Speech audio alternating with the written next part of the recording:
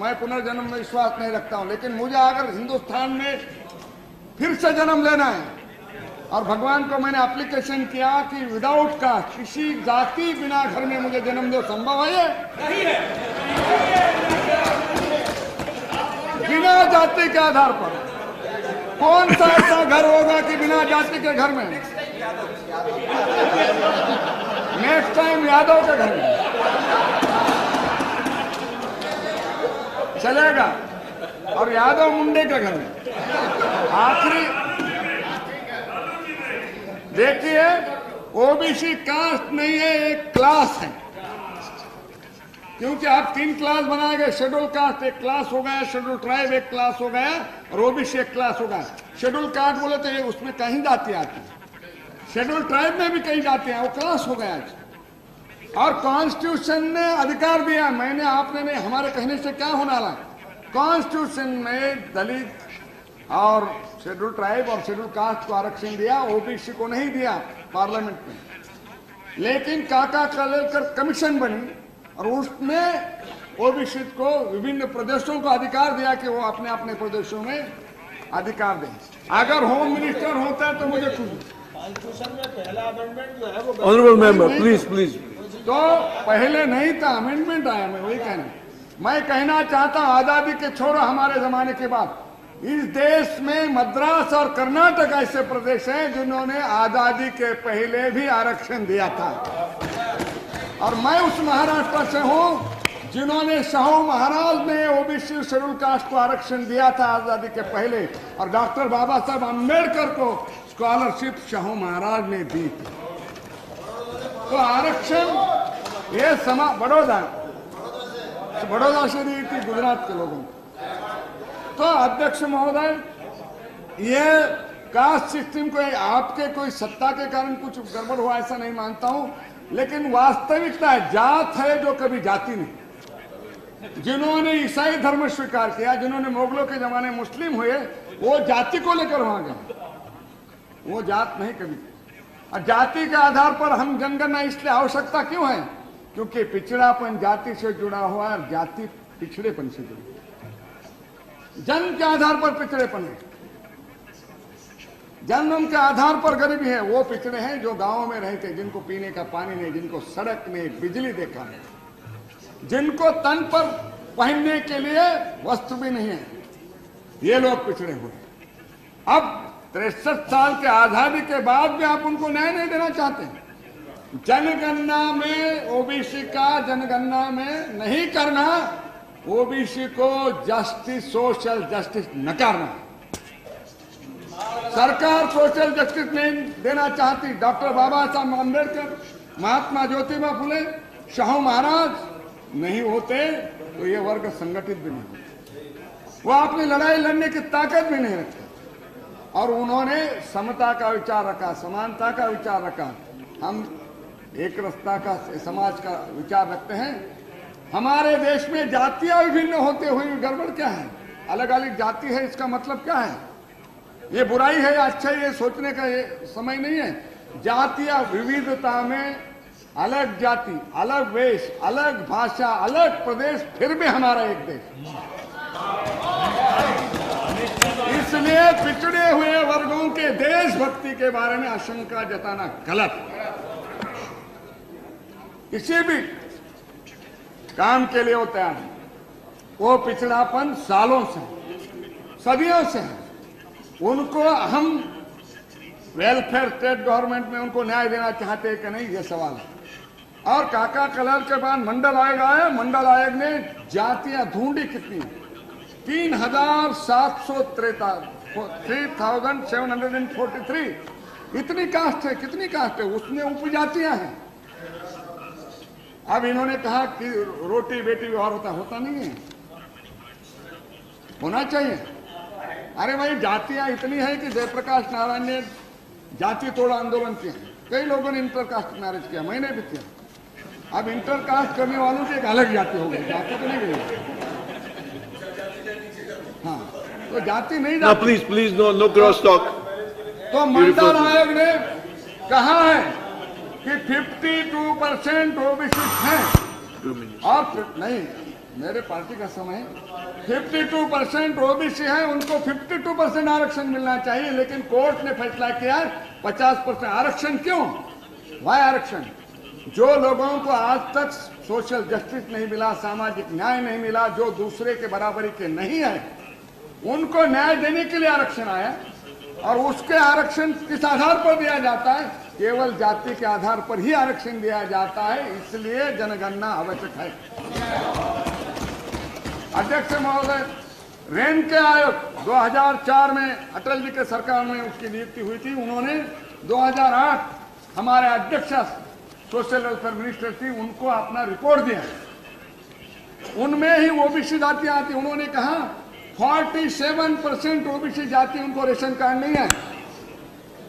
कई लोग हैं उनके मतदाताओं में नाम नहीं है, और उन्होंने ये न्यूमेरिक ट्राइब के लिए नियुक्त किया था।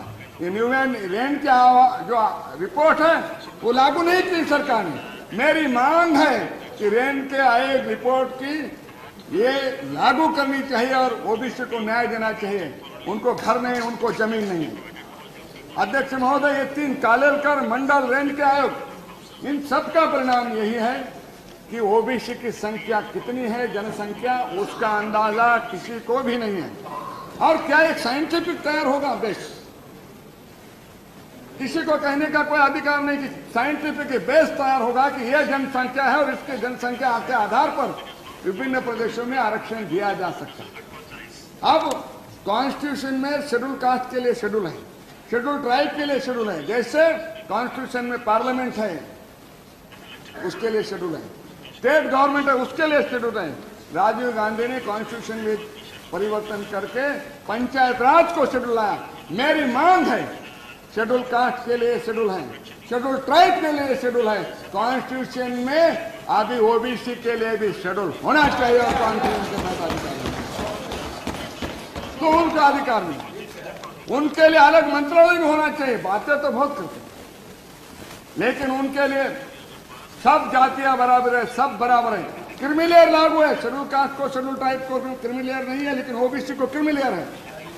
मेरा बेटा ओबीसी की सहूलत नहीं ले सकता, यादव जी का बेटा ओबीसी की सहूलत नहीं ले सकता। Please conclude, please conclude. क्योंकि अभी वो छाछ निकालो, कहाँ कुछ छाछ बचा है, क्या निकालो? Already you have taken 14 minutes, please. Creamy layer लगाया है, जिसके कारण उनको उनकी सहूलतें उनको मिलती नहीं। एक ही बात कहना चाहता हूँ, आप छाछ भी बची नहीं। अभी आपने जो तथ्य बताए, इन्होंने ओबीसी का तथ्य बताया, शेड्यूल कास्ट को 13% आरक्षण है, शेड्यूल ट्राइब को 9%, कुछ राज्यों में 7% आरक्षण है। उतने लोग सर्विसेज में है क्या? उतना आप जैसे सच्चर आयोग से आपने मुसलमानों की स्थिति की जायजा लिया। मैं मांग करता हूं शेड्यूल कास्ट, शेड्यूल ट्राइब और ओबीसी के आरक्षण उनको 63 ईयर्स में मिले, नहीं मिले। 13% आरक्षण है, केवल 4% मिला। ओबीसी का तो 2.4% है, आरक्षण 27% है, लेकिन मिला कितना है? कागजों पर और इस पर केवल फैसले करने से मंत्रिमंडल से उनको न्याय नहीं मिला है। न्याय तब कहा जाएगा, उनका अधिकार उनको मिलेगा, तब न्याय मिला कहा जाएगा, और वो न्याय आज तक नहीं मिला है। इसलिए ये लड़ाई है सोशल जस्टिस की। ये जनगणना में नाम लिखो इतनी नहीं है। आप लोग तो, मैं दोहराना नहीं चाहता, भैंस घर सब चीज का, जाति का क्यों नहीं लिख रहे? तो जाति बचाने से झांकने वाली नहीं जाति।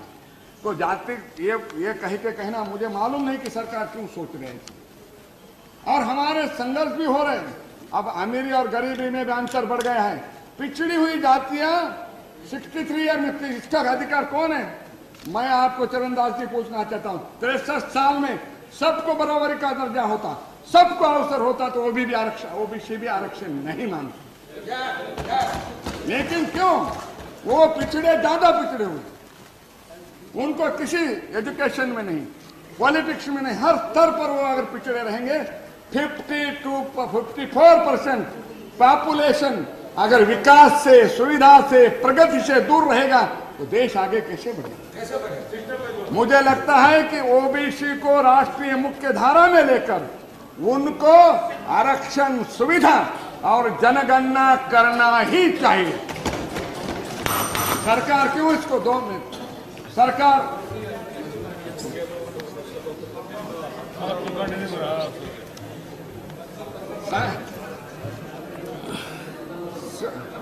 ओबीसी की जनगणना इसलिए हम मांग कर रहे हैं कि यह अवसर है सरकार को भी।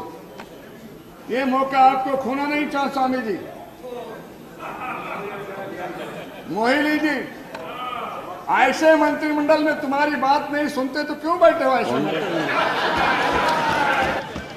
होने दो ओबीसी के लिए एक लड़ाई, लोग सर पर उठाएंगे आपको। नारायण स्वामी जी को नहीं बता रहा हूँ, नारायण स्वामी जी को नहीं बता रहा हूँ।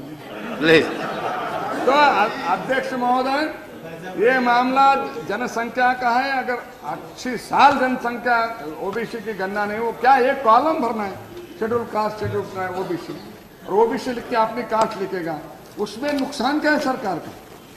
उनका और किसी ने मांग नहीं की। सारी ओबीसी संगठन देश में मांग कर रही है कि जनसंख्या इसके सेंसस होना चाहिए, ये मांग उठा रही है। और आप सरकार क्या गूंगी है कि उनके कान पर भी नहीं कि ओबीसी आवाज उठा रहे हैं? आज मैं कहना चाहता हूं सरकार को, आज मंत्री महोदय जब जवाब देंगे तो उनको एक घोषणा करनी चाहिए कि ओबीसी की अलग जनगणना होगी। अगर नहीं करेंगे तो ओबीसी का एसटी एससी का है, एसटी एससी एंड ओबीसी, अगर नहीं करेंगे तो 75% पॉपुलेशन का गुस्सा आप लोगे। आज एक समय सरकार आपकी है, सरकार किसी की भी हो, सरकार को होता है समाज को न्याय देना। Please conclude, please please. वो न्याय देने का काम आप करें, न्याय देने का फर्ज करें। एक कॉन्स्टिट्यूशनल रिस्पॉन्सिबिलिटी आप पर आई है, और वो कॉन्स्टिट्यूशनल रिस्पॉन्सिबिलिटी है जिस कॉन्स्टिट्यूशन में पिछड़े हुए वर्गों को न्याय देने की भूमिका डॉक्टर बाबा साहब अम्बेडकर ने लिखी है। उस बाबा साहब अम्बेडकर का सपना और भारत के सभी गरीब लोगों की एक आशा आकांक्षा है कि लोकतंत्र में हमें न्याय मिलेगा। ये विश्वास के साथ 63 इयर्स वो जीते आए हैं, वो विश्वास कभी न कभी पूरा करो। ज्यादा कुछ मांग नहीं रहे, केवल हमारी जनगणना करो। हम इस देश के नागरिक हैं, हमारी भी गिनती करो। तो एक बार ये गिनती करो। जय हिंद। Thank you.